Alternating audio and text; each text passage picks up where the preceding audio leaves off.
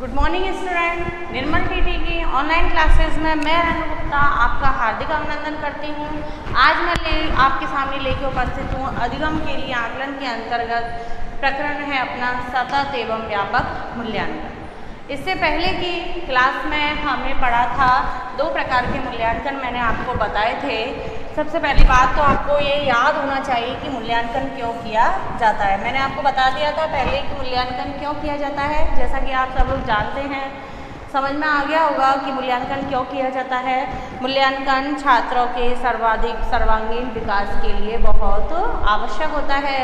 एक प्रक्रिया कोई भी कार्य हम करते जाते हैं उसके हमको परिणाम की टेंशन रहती है, परिणाम की आवश्यकता जरूर होती है कि कोई भी योजना जो बनाई गई है, चाहे वह किसी के लिए बनाई गई हो, किसी कार्य को करने के लिए बनाई गई हो, उस कार्य के परिणाम को जानने की हमें बहुत अधिक आवश्यकता होती है कि वह कार्य किस प्रकार से संपन्न किया है। घर में आपने देखा होगा माँ पापा बच्चे को कोई काम देते हैं, माता पिता बच्चे को कोई काम देते हैं।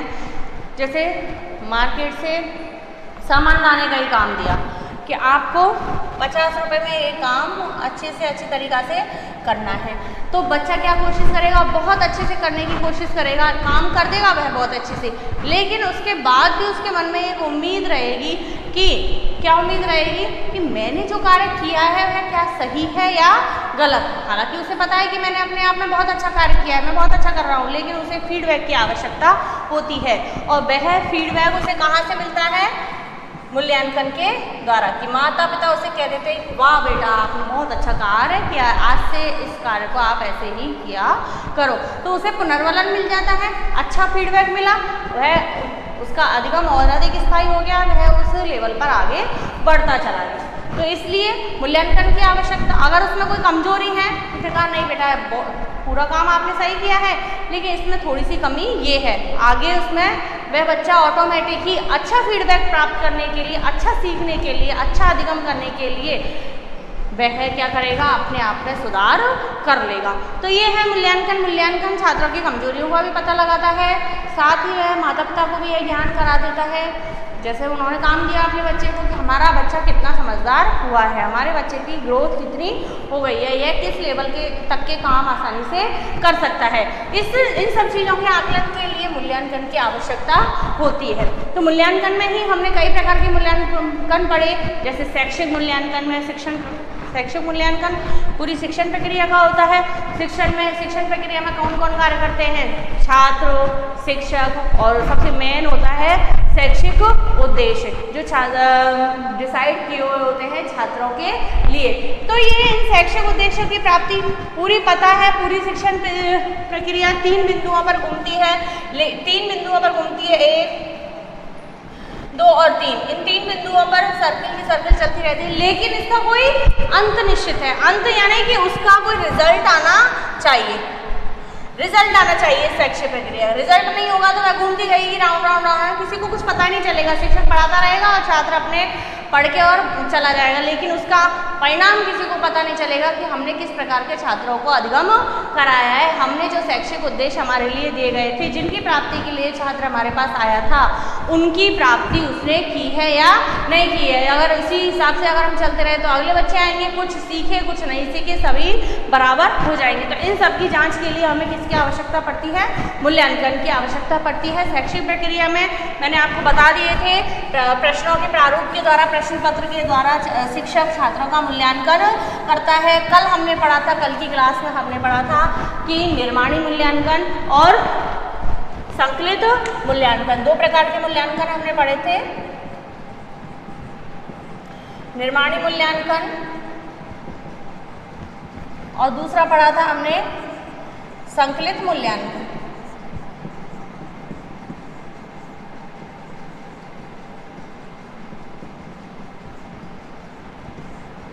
निर्माणी मूल्यांकन और संकलित मूल्यांकन। अब निर्माणी मूल्यांकन क्या बताया था मैंने? निर्माणी मूल्यांकन के बारे में क्यों किया जाता है निर्माणी मूल्यांकन? नाम से ये कि इसका समय समय पर निर्माण किया जाता है शिक्षण प्रक्रिया के मध्य में। कब किया जाता है निर्माणी मूल्यांकन? मध्य में। यानी बीच में शिक्षण प्रक्रिया जो चल रही है उसमें छात्रों का समय समय पर मूल्यांकन करने के लिए निर्माणी मूल्यांकन का प्रयोग किया जाता है। छात्रों की कमजोरियों का पता लगाने के लिए बनाई गई योजना सुचारू रूप से चल रही है या नहीं चल रही है, इन बातों का ज्ञान करने के लिए, उसकी प्रगति का ज्ञान प्राप्त करने के लिए निर्माणी मूल्यांकन किया जाता है। जबकि जो सतत मूल्यांकन है उसके विषय में मैंने क्या बताया था। सतत मूल्यांकन क्या होता है? सतत मूल्यांकन किसी भी प्रक्रिया के अंत में किया जाता है। यह केवल छात्र के उत्तीर्ण और अनुत्तीर्ण इन दो पहलुओं को बताता है। उत्तीर्ण हुआ है या छात्र अनुत्तीर्ण हुआ है, योजना सफल हुई है या असफल हुई है, ये फाइनल डिसीजन देता है कौन? संकलित मूल्यांकन। ये था हमारा पिछली क्लास का, रिवाइज कराया मैंने आपको। अब हम चलते हैं आज के हमारे बिंदु पर, सतत और व्यापक मूल्यांकन। सतत यानी क्या होता है? निरंतर, जो लगातार चलता रहता है। व्यापक मीन्स जो सभी प्रकार के उद्देश्यों की प्राप्ति में सहायक हो। बालक के सभी पक्षों का मूल्यांकन जहाँ पर किया जाता हो वहाँ क्या काम आता है? सतत और व्यापक मूल्यांकन काम में आता है। देखिए शिक्षण की जो प्रक्रिया है, शिक्षण अधिगम प्रक्रिया को अधिक प्रभावी बनाने के लिए, शिक्षण अधिगम प्रक्रिया को प्रभावी बनाने के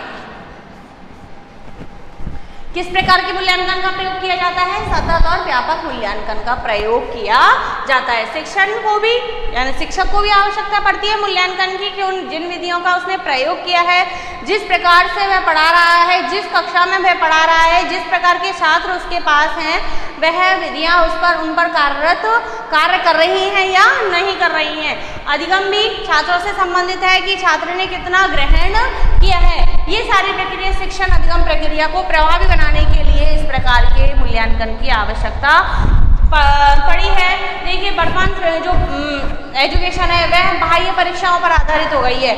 बालक बिल्कुल कुंठाग्रस्त हो जाता है कि पता नहीं क्या होगा, पता नहीं मेरा फ्यूचर कैसा होगा, मैं परीक्षा में पास होऊंगा या नहीं होऊंगा।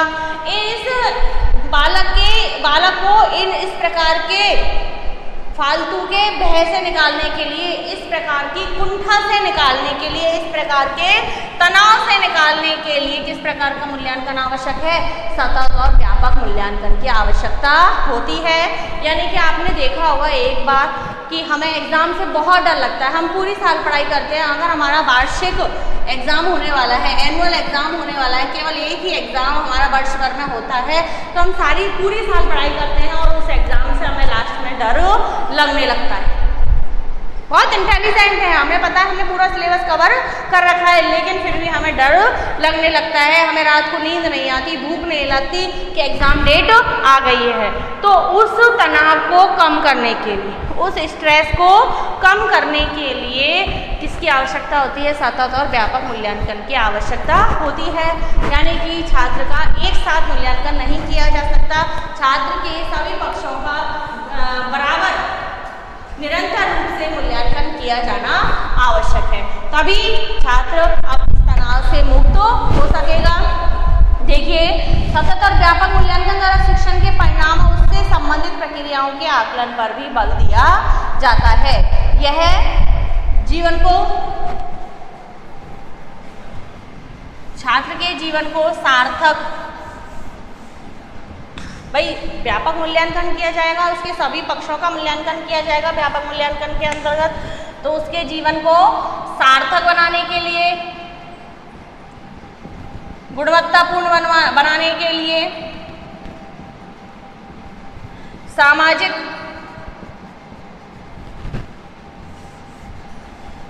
व्यवहार के अनुसार, सामाजिक परिवेश के अनुसार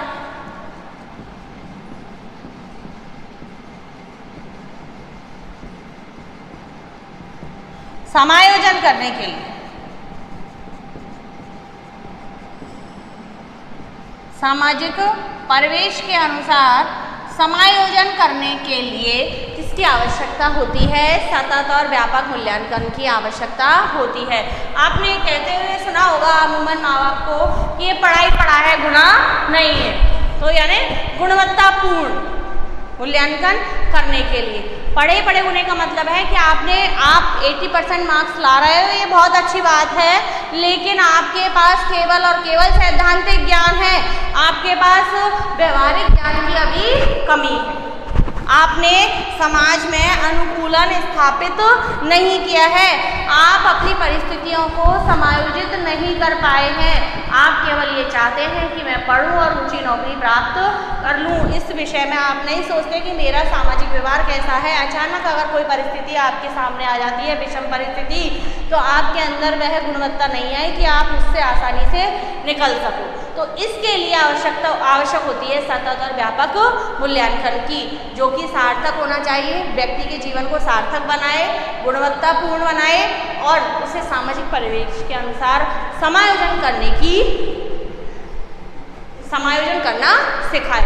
तो इसलिए सतत और व्यापक मूल्यांकन आवश्यक है। केवल परीक्षाओं के द्वारा, केवल बनाए गए प्रारूप द्वारा, प्रश्नों के प्रारूप द्वारा उसके किताबी ज्ञान का पता लगाया जा सकता है। हम ये कहते हुए सुनते हैं कि बालक जितना खेलता है उतना ही वह मजबूत बनता है। तो उसी प्रकार जितने उसके ऊपर परिस्थिति हम डालेंगे बालक के ऊपर, उतना ही वह मजबूत भी बनेगा, अपने आप को समाज के अनुकूल ढालेगा, उसकी सोच विकसित होगी, उसका एक क्षेत्र विकसित होगा। इसलिए वर्तमान में शिक्षा प्रणाली में सतत और व्यापक मूल्यांकन की महत्वपूर्ण आवश्यकता है। बालक को सही दिशा देने के लिए सतत और व्यापक मूल्यांकन की आवश्यकता होती है। उत्तरोत्तर गतिशील बनाने के लिए सतत और व्यापक मूल्यांकन की आवश्यकता होती है। इस मूल्यांकन के अंतर्गत केवल संज्ञानात्मक पक्ष पर जोर नहीं दिया जाता, इसमें छात्रों की अभिरुचि, कौशल, आपने देखा होगा वर्तमान में एक बहुत अच्छा चैप्टर शिक्षा प्रक्रिया के अंदर शामिल किया गया है, पाठ्य सहगामी क्रियाएं, पाठ्य सहगामी क्रियाकलाप। तो जो पाठ्य सहगामी क्रियाकलाप क्या होते हैं, जिनको हम पहले नाम दे देते थे SUPW, खेल का पीरियड, लंच, या शाम को होने वाली लास्ट के पीरियड में होने वाली अंताक्षरी, बाल सभा, वाद विवाद प्रतियोगिता, या समय समय पर लगने वाले स्कूल में लगने वाले कैंप, भ्रमण, ये सारी चीज़ें किसके अंतर्गत आती हैं? पाठ्य सहगामी क्रियाओं के अंतर्गत आती हैं। इनका आयोजन क्यों किया जाता है? जिससे कि छात्र केवल विद्यालय को पढ़ने का, केवल एकमात्र रटने का, पढ़ने का माध्यम न समझे, वह अपना संपूर्ण विकास विद्यालय में कर सके, क्योंकि विद्यालय ही एक ऐसा परिवेश है जहाँ पर विभिन्नता विद्यमान होती है, सांस्कृतिक रूप से भी, सामाजिक रूप से भी। भिन्न भिन्न प्रकृति के व्यक्तियों से छात्र मिलता है, भिन्न भिन्न प्रकार की संस्कृतियों से छात्र मिलता है, उनको सीखने का प्रयास करता है। जो सामाजिक एक रूपता है उसको निभाने का जो जरिया है वह कहाँ से प्राप्त होता है? विद्यालय से ही उसे प्राप्त होता है। तो छात्रों के अभिरुचि, कौशल, अभिवृत्ति आदि को विकसित करने के लिए भी किसकी आवश्यकता पड़ती है?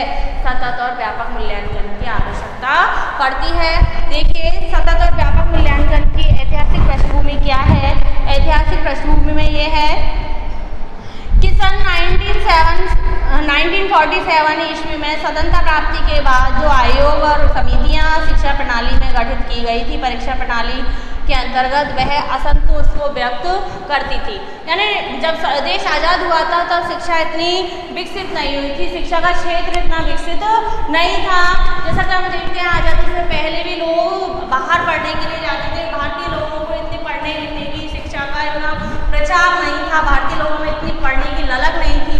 जो संपन्न परिवार के व्यक्ति होते थे वही शिक्षा प्राप्त कर लेते थे, उनके विकास पर इतना जोर नहीं दिया जाता था। डॉक्टर राधाकृष्णन की अध्यक्षता में जो विश्वविद्यालय शिक्षा आयोग गठित हुआ हमारा 1948 से 49, राधाकृष्णन की अध्यक्षता में डॉक्टर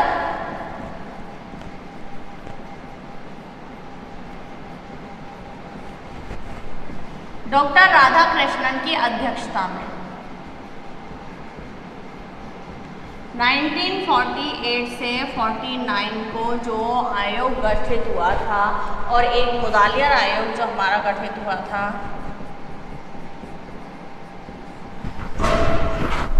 मुदालियर आयोग हमारा 1953-54 में, ये दोनों ही मुदालियर आयोग का गठित हुआ था 1953 से 54 तक। ये दोनों जब गठित हुए थे तो इनकी जो परीक्षा प्रणाली थी वह अविश्वसनीय थी।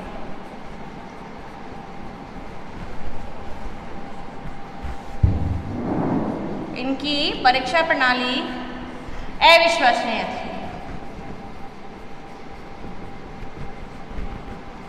अविश्वसनीय का मतलब मैंने आपको बता दिया है। अविश्वसनीय का तात्पर्य है कि इनसे विद्यार्थी के परिणाम का सही आकलन नहीं लगाया जा सकता था। विभिन्न परीक्षक जब उसे चेक करते थे, जांच करते थे, तो वहाँ पर उसे भिन्न मार्क्स प्राप्त होते थे।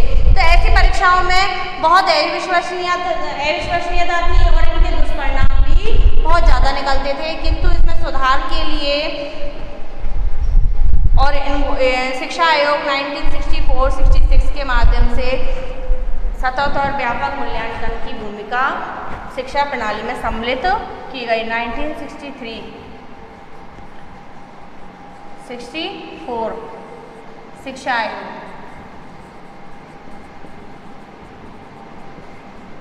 इसके दौरान ये सतत और व्यापक मूल्यांकन इसमें सम्मिलित किया गया। शिक्षा में सतत और व्यापक मूल्यांकन का कंसेप्ट शिक्षा में सम्मिलित किया गया, क्योंकि राधाकृष्णन की अध्यक्षता में जो समिति गठित हुई थी 1948-49 मुदालियर आयोग 1953-54 में जो परीक्षा प्रणाली चलती थी वह पूरी तरह से अविश्वसनीय थी। उसके बहुत सारे दुष्परिणाम सामने आए। शिक्षा, हमारी भारतीय शिक्षा है वह पिछड़ती चली गई। चुने हुए लोग ही शिक्षा ग्रहण करते थे, शिक्षा का कोई महत्व इतना नहीं रह गया था। लेकिन जब धीरे धीरे शिक्षा प्रणाली विकसित हुई, लोग पढ़े लिखे समझदार हुए, उन्होंने समाज को देखा और लोगों को देखा, तो जो 1963-64 में जो शिक्षा आयोग गठित हुआ उसने जो शिक्षा प्रणाली है उसमें सतत और व्यापक मूल्यांकन के लिए के संदर्भ में शिक्षा आयोग को कंसेप्ट दिया कि हमारी शिक्षा जो परीक्षा प्रणाली है वह किस पर आधारित होनी चाहिए। छात्रों का जो मूल्यांकन किया जाना चाहिए वह निरंतर होना चाहिए और व्यापक होना चाहिए। उसमें बाल के सभी पक्षों को सम्मिलित किया जाना चाहिए। तो ये धीरे धीरे हमारे इसमें शिक्षा प्रणाली में, परीक्षा प्रणाली में सुधार हुआ। अगला हमारा इसमें आया प्रत्येक विद्यालय द्वारा जो, अब इन्होंने क्या कहा शिक्षा आयोग ने कि प्रत्येक विद्यालय द्वारा जो क्या मतलब महत्वपूर्ण सतत और व्यापक मूल्यांकन कैसे किया जाए। कंसेप्ट तो दे दिया, अब कैसे किया जाए। तो इन्होंने कहा प्रत्येक विद्यालय के द्वारा समय समय पर आंतरिक परीक्षाओं का आयोजन किया जाना चाहिए। आंतरिक परीक्षा, इंटरनल टेस्ट आपने देखा होगा कि विद्यालयों में समय समय पर होते रहते हैं। First term, second term, half yearly,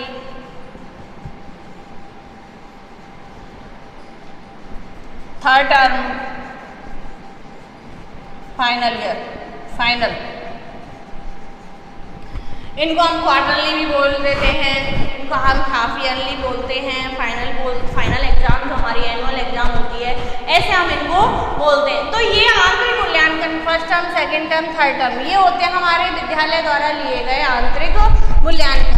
इस आंतरिक मूल्यांकन के द्वारा ही बालक की ग्रोथ का पता लगाया जा सकता है कि यह व्यापक मूल्यांकन के श्रेणी में आता है कि भिन्न समय पर ली गई भिन्न परीक्षाओं द्वारा छात्रों की रुचियों का पता लगाया जा सकता है। छात्र विषय वस्तु को किस प्रकार से ग्रहण कर रहा है, उसकी कमजोरियां कहाँ हैं, उसे कैसे मोटिवेट किया जा सकता है, कैसे उचित फीडबैक उसे दिया जा सकता है, पुनर्वलन उसे प्रदान किया जा सकता है, कैसे उसे आगे बढ़ाया जा सकता है।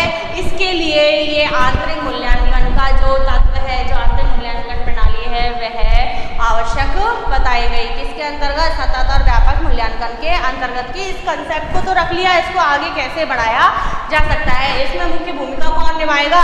विश्वविद्यालय के द्वारा मुख्य भूमिका निभाई जाएगी। अब हमारा आता है यहाँ पर शिक्षा आयोग 1964 से 66। शिक्षा आयोग ने क्या कहा कि बहुत भारत सरकार ने विचार किया, इस संबंध में कहा कि परीक्षा सुधार का मुख्य उद्देश्य क्या होना चाहिए। पहले क्या था, अविश्वसनीय थी हमारी परीक्षा प्रणाली। तो शिक्षा आयोग 1964 से 66,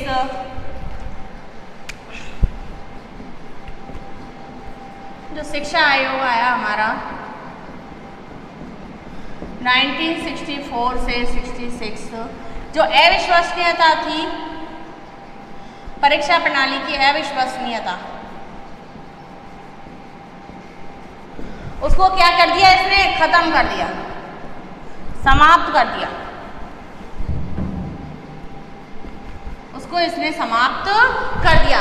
इसने कहा कि परीक्षा प्रणाली कैसी होनी चाहिए, परीक्षा प्रणाली विश्वसनीय होनी चाहिए और वैध होनी चाहिए, वैलिड होनी चाहिए। जिस उद्देश्य से उसका मूल्यांकन किया जा रहा है उससे वह उसी उद्देश्य को सफल करने वाली होनी चाहिए, सर्वमान्य सत्य होना चाहिए। भिन्न भिन्न परीक्षक द्वारा जब उसी का मूल्यांकन बार बार किया जाए, किसी भी परीक्षक के द्वारा कर लिया जाए, उसमें उसकी मार्किंग में क्या नहीं आना चाहिए, अंतर नहीं आना चाहिए। तो यह शिक्षा आयोग 1964 से 66 में ये कहा, भारत सरकार ने विचार किया, जिससे विद्यार्थी की निष्पत्ति, विद्यार्थी के स्तर को ऊंचाइयों तक पहुंचाया जा सके। इन्होंने परीक्षा के सुधार के लिए शिक्षा आयोग ने 2 कंसेप्ट दिए, वैधता होनी चाहिए, विश्वसनीयता में वृद्धि करना, और परीक्षाओं को शिक्षण एवं अधिगम की प्रक्रिया में सुधार हेतु मजबूत उपकरण देना। परीक्षाओं में शिक्षण और अधिगम प्रक्रिया में सुधार हेतु मजबूत उपकरण प्रदान करना, 2 उद्देश्य दिए शिक्षा आयोग ने। शिक्षा आयोग ने 2 उद्देश्य दिए थे। शिक्षा आयोग ने 1964-66 में जो शिक्षा आयोग गठित हुआ था, उसने परीक्षा प्रणाली की विश्वसनीय के लिए सुधार के लिए, छात्रों को कुंठा मुक्त करने के लिए परीक्षा प्रणाली में 2 उद्देश्य बताए। पहला उद्देश्य इन्होंने बताया, परीक्षा प्रणाली विश्वसनीय और वैध होनी चाहिए। क्या बताया इन्होंने, पहला उद्देश्य परीक्षा प्रणाली विश्वसनीय व वैध होनी चाहिए। दूसरा इन्होंने बताया, परीक्षा प्रणाली विश्वसनीय और वैध होनी चाहिए। दूसरा इन्होंने बताया, शिक्षण और अधिगम की प्रक्रिया में सुधार हेतु मजबूत उपकरण देना, यानी परीक्षाओं की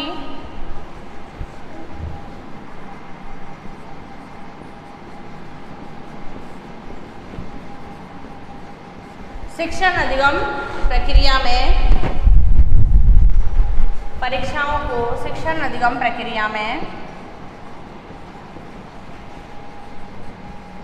शिक्षण और अधिगम प्रक्रियाओं में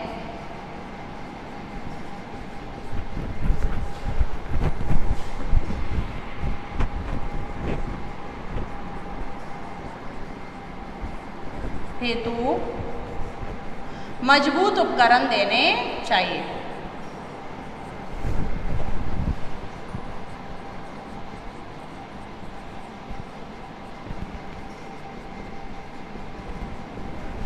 देखिए, परीक्षा प्रणाली कैसी होनी चाहिए, विश्वसनीय और वैध होनी चाहिए, जिससे कि छात्र का उचित मूल्यांकन किया जा सके, उसके मूल्यांकन में कोई अंतर नहीं पाया जाए।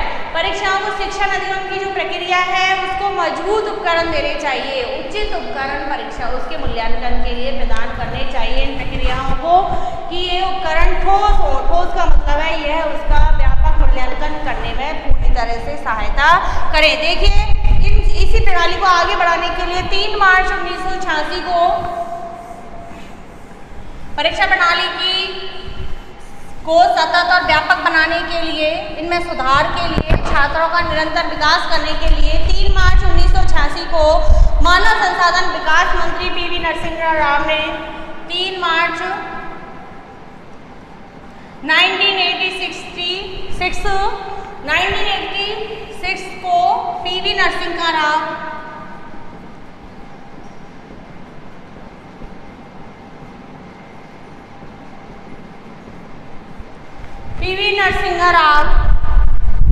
ने एक विशेष समिति की बैठक आयोजित की, जिसमें शिक्षा मंत्री, परीक्षा सुधार से संबंधित राज्यों के शिक्षा मंत्री एक विशेष बैठक बुलाई, विशेष बैठक का आयोजन किया,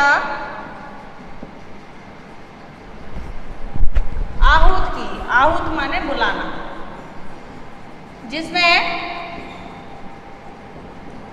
विभिन्न राज्यों के शिक्षा मंत्री और परीक्षा विशेषज्ञ शामिल हुए।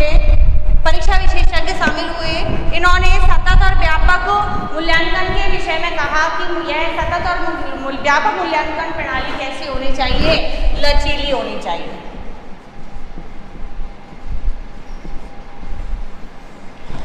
क्या होनी चाहिए? सतत और व्यापक मूल्यांकन प्रणाली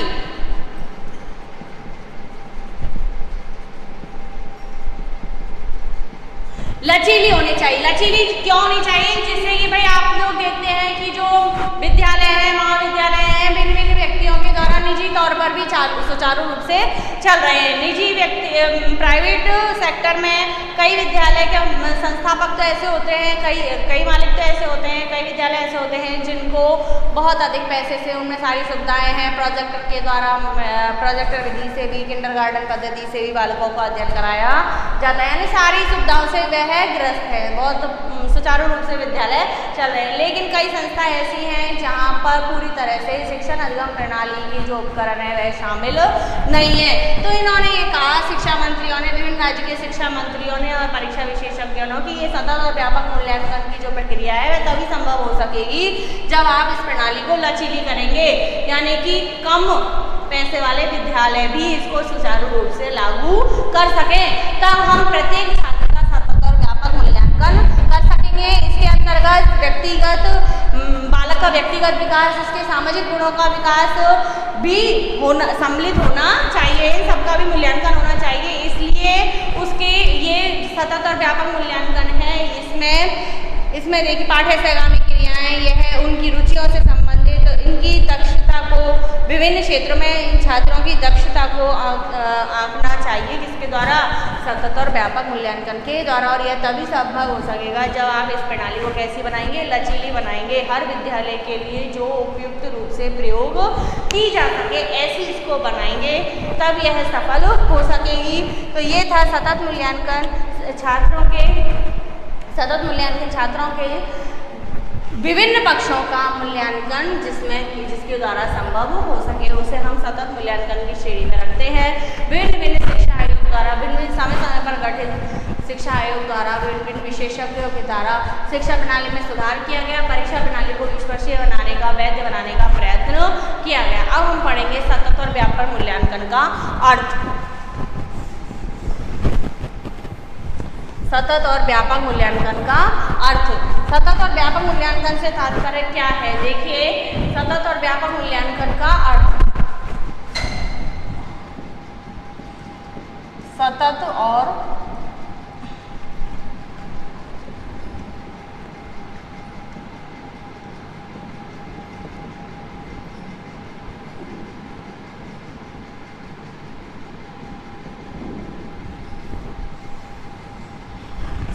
व्यापक मूल्यांकन का अर्थ। सतत और व्यापक मूल्यांकन का तात्पर्य मैंने बता दिया आपको, नियमित और निरंतर होने वाला मूल्यांकन। सतत यानी निरंतर और व्यापक यानी नियमित रूप से सभी क्षेत्रों से संबंधित मूल्यांकन। सतत शब्द का प्रयोग शिक्षण प्रक्रिया के संपूर्ण समन्वित आकलन के लिए किया जाता है। शिक्षा की प्रक्रिया विद्यार्थी की सभी क्षेत्रों को प्रभावित करती हुई निरंतर आगे बढ़ती है। निरंतरता मूल्यांकन में भी होनी चाहिए। मैंने आपको बताया था परीक्षा प्रणाली अगर हम कहते हैं 1 वर्ष में विद्यार्थी का पेपर होगा, हम पूरी साल पढ़ते रहेंगे और लास्ट में 1 वर्ष के बाद हम उसका पेपर लेंगे, तो उसके अंदर एक अजीब प्रकार का भय व्याप्त हो जाएगा, डर व्याप्त हो जाएगा, वह छात्र परीक्षा के डर से कुंठाग्रस्त हो जाएगा। सतत और व्यापक मूल्यांकन का मतलब है उसमें नियमितता होनी चाहिए, वह निरंतर चलना चाहिए, समय समय पर छात्र को ये आभास होना चाहिए कि मैं जो सीख रहा हूँ उसका समय पर मूल्यांकन होगा, इसलिए वह अच्छे से सीखने का प्रयास करेगा और उसमें निखार आएगा। यह छात्र के अधिगम को सुदृढ़ता प्रदान करता है। सुदृढ़ता प्रदान करने के लिए किसकी आवश्यकता होती है? सतत और व्यापक मूल्यांकन की आवश्यकता होती है। सुदृढ़ता इसी से आती है, सतत और व्यापक मूल्यांकन से। अब सतत का मतलब तो यही है निरंतर रूप से चलना। सतत का मतलब मैंने आपको बता दिया, निरंतर रूप से आगे बढ़ना, निरंतरता होनी चाहिए, नियमितता होनी चाहिए, समय समय पर जो मैंने आपको बताया फर्स्ट टर्म होने चाहिए, समय समय पर सेकंड टर्म होनी चाहिए। इसके बीच में भी क्लास टेस्ट का आयोजन विद्यालय शिक्षक के द्वारा अपने किया जा सकता है, अपने छात्रों पर किया जा सकता है कि मैंने जो पाठ पढ़ा दिया चैप्टर वाइज भी वह टेस्ट ले सकता है, जिसे हम बोलते हैं सरप्राइज टेस्ट भी वह ले सकता है कि वास्तव में छात्र रटा रटाया तो नहीं बोल रहा है, जो मैं समय समय पर पढ़ा रहा हूँ वह इसके समझ में आ रहा है, तो उसे सरप्राइज टेस्ट आजकल बोलते हैं कि मैंने जो पढ़ाया है वह छात्र कक्षा में ध्यान से सुन पा रहा है या नहीं सुन पा रहा है। अब आती है बात व्यापक मूल्यांकन की। तो व्यापक मूल्यांकन का तात्पर्य देखिए, व्यापक मूल्यांकन प्रक्रिया को ऐसी प्रक्रिया के रूप में समझा जा सकता है जो कि छात्र का ज्ञानात्मक, भावात्मक और संज्ञानात्मक पक्षों का मूल्यांकन कर सके। ये बता दिया मैंने। सतत का मतलब है निरंतरता और नियमित। नियमित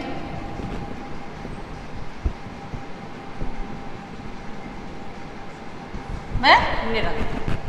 व्यापक का अर्थ हो गया हमारा छात्र का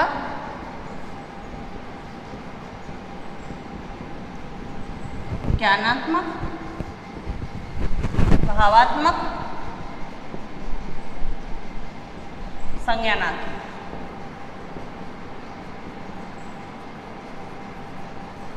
पक्ष का मूल्यांकन। छात्र का ज्ञानात्मक, भावात्मक, संज्ञानात्मक पक्ष का मूल्यांकन, ये आ जाता है हमारी व्यापकता के अंतर्गत। अब इन व्यापक के विषय में हम अगली कक्षा में पढ़ेंगे। ज्ञानात्मक, भावात्मक, संज्ञानात्मक पक्ष कैसे मजबूत किया जा सकता है, व्यापकता से कैसे तात्पर्य है। धन्यवाद।